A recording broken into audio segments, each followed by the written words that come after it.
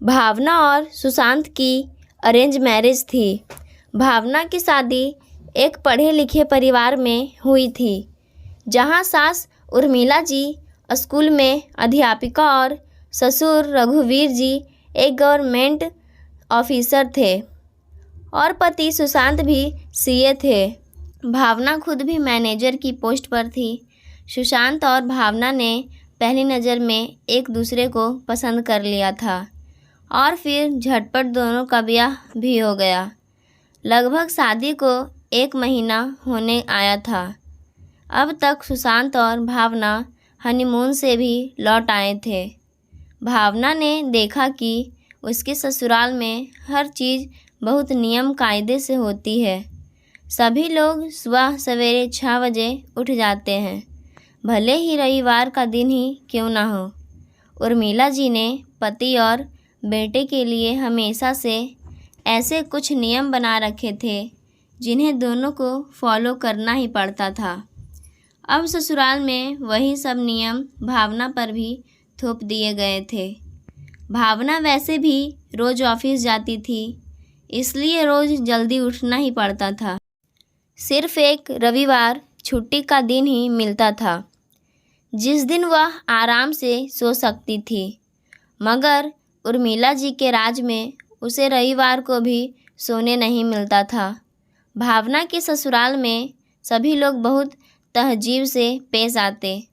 ना कोई ज़ोर से हंसता, ना कोई मजाक मस्ती की बातें करता। उसके उल्ट भावना जिस परिवार से थी, वहाँ तो हर वक्त धमाल चौकड़ी मची रहती, क्योंकि भावना के मायके में वे लोग स्वयं 4 भाई बहन थे और पास ही मकान में चाचा चाची और उनके बच्चे रहते थे, जिस वजह से घर में हमेशा धमाल चौकड़ी और चहल पहल रहती। भावना पूरे भरे परिवार में पली बढ़ी लड़की थी। जब भावना के दादा दादी जिंदा थे, तब पूरा परिवार साथ ही रहा करता था और हमेशा घर में त्योहार जैसा माहौल रहता था। भावना की माँ राधिका जी और चाची सुमित्रा जी मिलकर ढेरों पकवान बनाते और घर में हमेशा हंसी मजाक का माहौल रहता। सभी बच्चे बाहर खूब झूला झूलते। भावना को झूला झूलना बहुत पसंद था। जब भी वह झूले पर बैठती, पीछे से चाचा की बेटी कोमल को ज़ोर से झूला करने कहती और जब झूला ज़ोर से आगे और पीछे आता, भावना को लगता कि वह हवा से बातें कर रही है। वह कोमल से चिल्लाकर कहती, कोमल और ज़ोर से और ज़ोर से। दादा दादी ने अपने जिंदा रहते दोनों भाइयों का बराबरी से बंटवारा कर दिया था, ताकि आगे कभी कोई झगड़ा ना हो। बंटवारे में चाचा चाची के हिस्से पास वाला मकान आया था, जिसमें वे अब रहने लगे थे। दादा दादी के गुजरने के बाद भी यह प्यार ऐसे ही बना रहा। अब भी माँ और चाची खूब हंसी मजाक करती और घर में खूब पकवान बनाकर हम बच्चों को प्यार से खिलाती। यहाँ सुशांत माता पिता का इकलौता बेटा था। भावना के ससुराल में कभी मीठा खाना नहीं बनता था, क्योंकि रघुवीर जी को शुगर की बीमारी थी। यहाँ खाना बनाने के लिए एक कुक था, जिसे उर्मिला जी पहले से ही बता कर रखती कि खाने में क्या बनेगा और क्या नहीं। भावना की उर्मिला जी के सामने ज़बान तक नहीं खुलती थी, क्योंकि उर्मिला जी स्वभाव से बहुत कड़क मिजाज की औरत थी। वे कभी भी मसालेदार चटपटा खाना घर में नहीं बनाने देती थी। भावना रोज़ यहाँ उबला और पत्तेदार सब्जी वाला खाना खाकर बोर होने लगी थी। आज वह कुक से बोली, भैया आज मेरे लिए खाने में गाजर का हलवा, छोले और भटूरे बना देना। उसने सुशांत से पूछा तो सुशांत के मुंह में पानी आ गया। वह बोला, भावना यार तुमने तो मेरे मुंह की बात छीन ली, मेरे लिए भी कुक से बोल देना। रघुवीर जी ने सुना तो वो बोले, मुझे कैसे भूल सकते हो तुम दोनों। भावना ने उन तीनों के लिए कुक से वह खाना बनवा दिया। सुशांत और रघुवीर जी भी उर्मिला जी से बहुत डरते थे। इसलिए चाहकर भी अपनी पसंद घर में नहीं बोल पाते थे। जब सभी डाइनिंग टेबल पर साथ में खाना खाने बैठे तब उर्मिला जी छोले भटूरे और गाजर का हलवा देखकर कुक से बोली, आपको यह सब खाना बनाने का ऑर्डर किसने दिया था? क्या आप जानते नहीं इस घर में तला भुना मीठा खाना नहीं बनता है? कुक बोला, यह सब खाना भावना मैम साहब ने बोला था उर्मिला मैडम। उर्मिला जी ने गुस्से से भावना को देखा। भावना डर से बोली, हाँ मम्मी जी, बहुत दिन हो गए थे, मुझे ऐसा चटपटा खाना खाने की इच्छा हुई। भावना, अगर तुम्हें इच्छा हो गई थी तो अपने ससुर जी और पति के लिए ऐसा खाना क्यों बनवाया? क्या तुम जानती नहीं हम लोग ऐसा खाना नहीं खाते? भावना के चेहरे पर डर साफ दिखाई दे रहा था। वह बोली, गलती हो गई मम्मी जी, आइंदा से मैं ध्यान रखूंगी। रघुवीर जी और सुशांत भी डर के मारे कुछ बोले नहीं और सभी एक साथ खाना खाने लगे।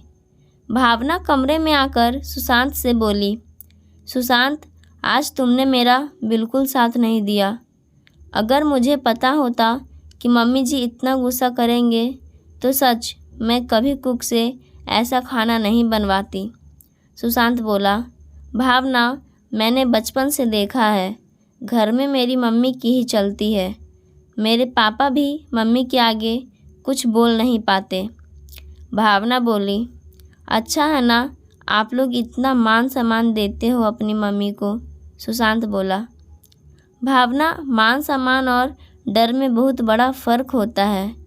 यहाँ मुझे और मेरे पापा को मम्मी से डर है, तभी तो जब भी मुझे और पापा को कुछ मसालेदार खाने की इच्छा होती है, मैं और पापा चुपके से किसी ढाबे पर चले जाते हैं। भावना बोली, अच्छा, मम्मी जी को यह बात नहीं पता? सुशांत बोला, मम्मी को हमारी बहुत सी बातें नहीं पता भावना, क्योंकि मम्मी ने कभी हमारे साथ दोस्ताना व्यवहार नहीं किया। वो तो बस अपना हुक्म चलाती रहती है, जो मुझे और पापा को मजबूरी में मानना पड़ता है। बाकी मेरे और पापा की बहुत जमती है। मम्मी स्कूल में जिस तरह बच्चों पर अपना अधिकार जमाती है, उसी तरह घर में भी उन्हें लगता है कि हम अभी भी बच्चे हैं।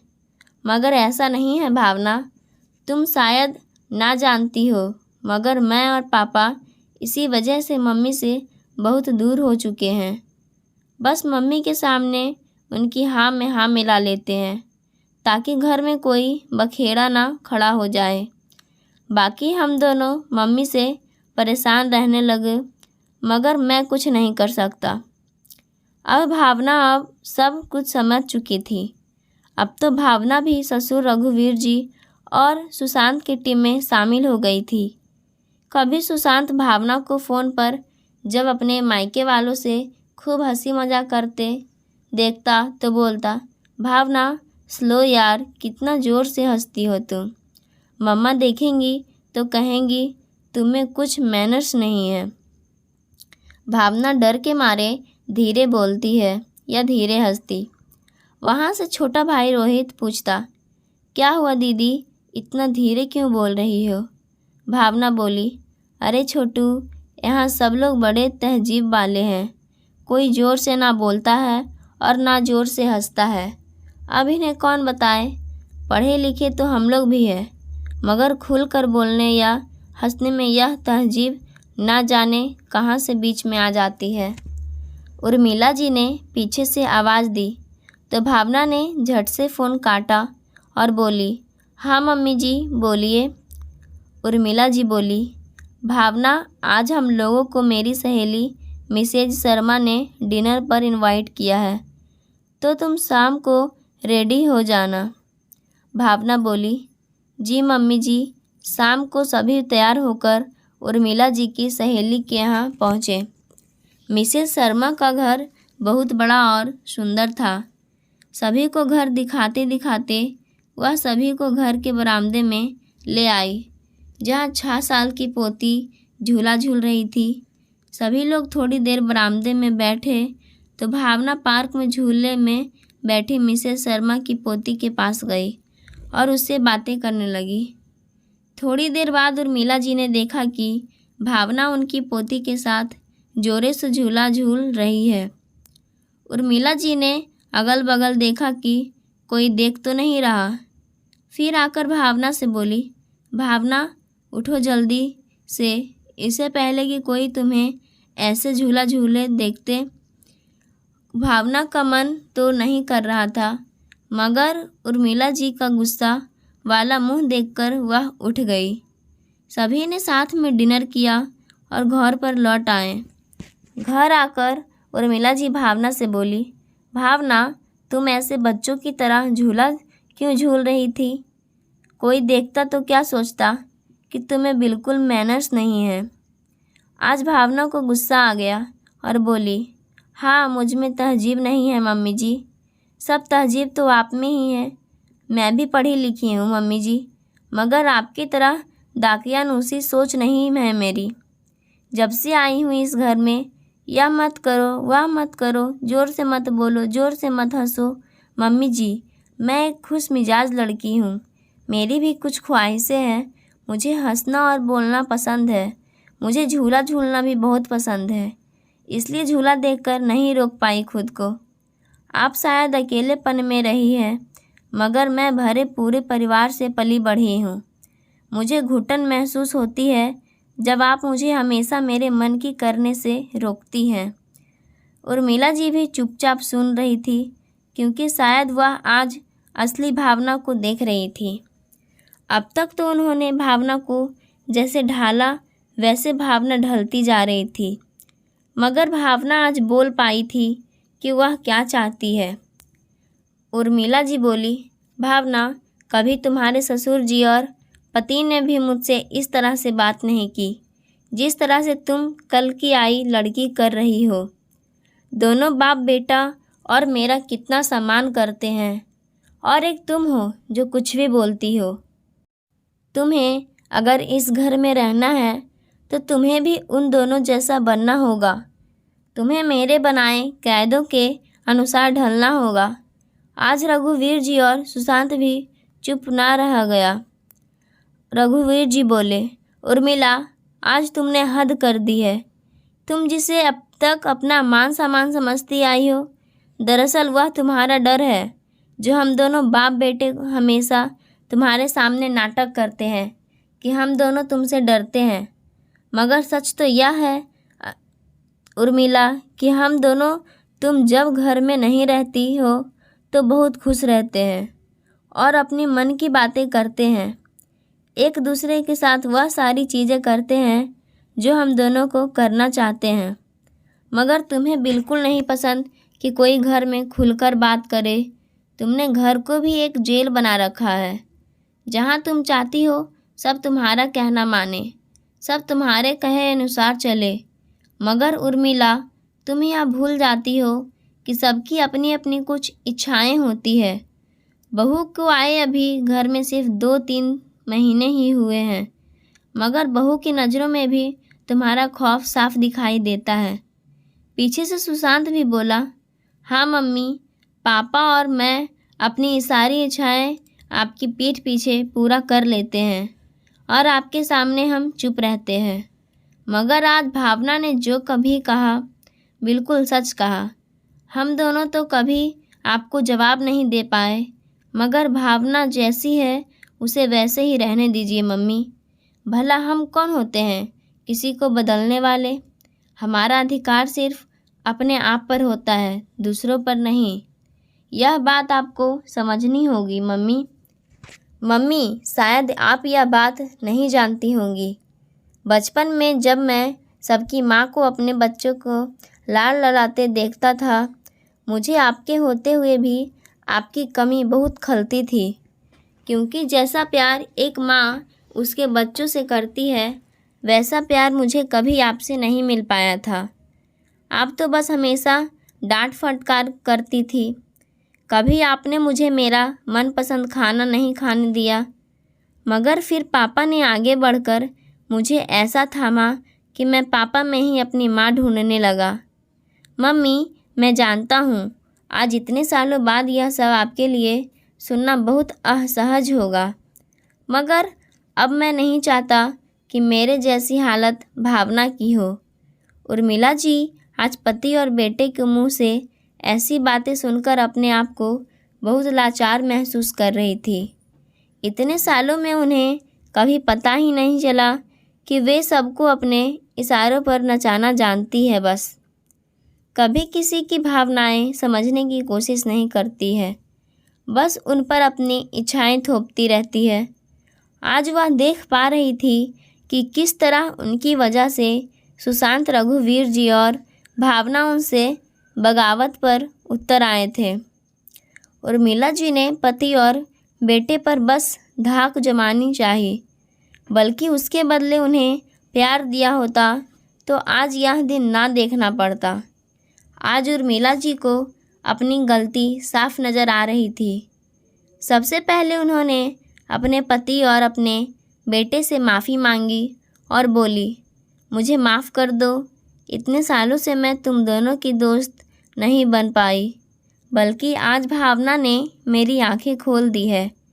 उर्मिला जी ने भावना से भी काफ़ी माफ़ी मांगी और बोली, मैं सचमुच यह भूल गई थी कि तुम्हारी भी कुछ इच्छाएं होंगी। मैं खुद जैसी हूँ, शायद तुम्हें भी वही बनाने की कोशिश करने लगी। भावना अब अपने ससुराल को भी अपने रंग में ढाल चुकी है। यहाँ भी अब सभी खूब हंसी ठिठोली करते हैं और खुलकर जीते हैं। खुलकर जीना क्या होता है, यह उर्मिला जी को भावना ने सिखाया था। दोस्तों, यह ज़िंदगी बहुत खूबसूरत है, इसे खुलकर जीना चाहिए, ना कि नियम और कायदों में बांधकर अपनी इच्छाएं मारनी चाहिए। हमें अपने काम को करने के साथ साथ हंसना खेलना भी चाहिए। ज़िंदगी में अपनों का साथ खुशियां भर देता है। परिवार का असली सुख साथ में ही है, इसलिए हर पल का आनंद उठाना चाहिए। ना जाने कब ज़िंदगी हमारा साथ छोड़ दे। दोस्तों, आपको ये कहानी कैसी लगी, हमें कमेंट के माध्यम से ज़रूर बताएं और इसी तरह की पारिवारिक कहानियाँ और भी सुनने के लिए हमारे चैनल को सब्सक्राइब ज़रूर करें। धन्यवाद।